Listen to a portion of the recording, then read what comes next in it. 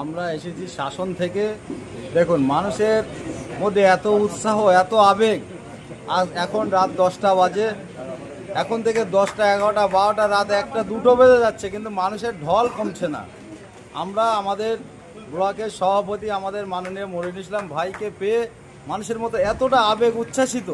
রাত 10টা বেজে যাচ্ছে, এখানে এত কর্মী, এখানে 10টা কেন 12টা, 1টা পর্যন্ত এইভাবে আপনারা দেখতে পাবেন। এত কর্মী উপস্থিত এখানে আছে, থাকবে, আগামীতেও থাকবে। নবনির্বাচিত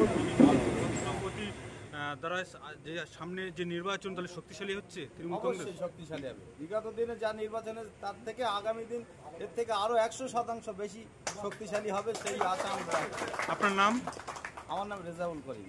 কি আছে পরিচয়? আমি মাগরি গ্রামের শাসনাঞ্চলের একজন তৃণমূল কংগ্রেসের অঞ্চল কমিটির অঞ্চল নেতৃত্ব এবং মাগরি গ্রামের সভাপতি।